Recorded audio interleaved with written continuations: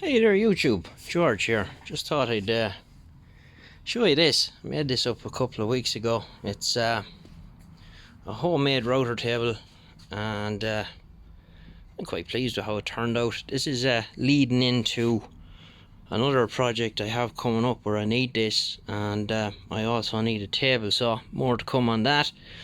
But quite pleased with how this turns out. It locks into the workmate, and made the fence as well, and it's hard to get the fence off. So basically peppered with screws there, and it's glued and the whole lot. And it has a little piece of metal in here that the screws are kind of loose, so this has a nut glued into the wood behind it, so that pushes out. And there's a strip of steel along there to give it something to push against. So once you put it on,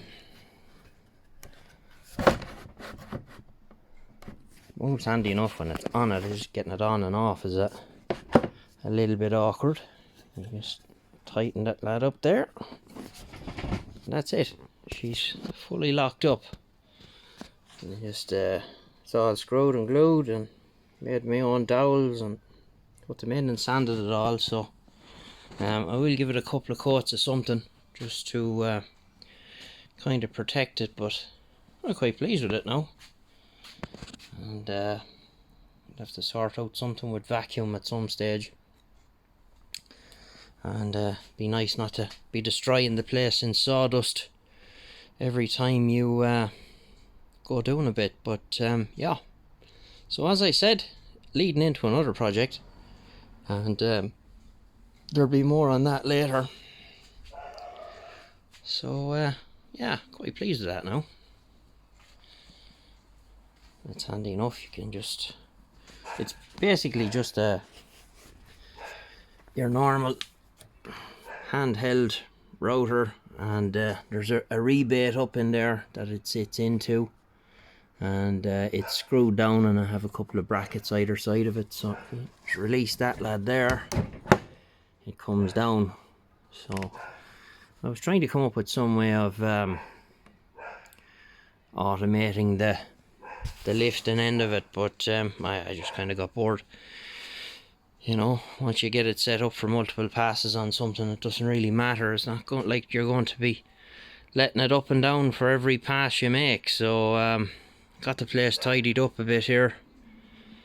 Was a bit up and down there, upside down rather, for the last couple of weeks. So we kind of spent a good few hours at it today, and got it sorted out.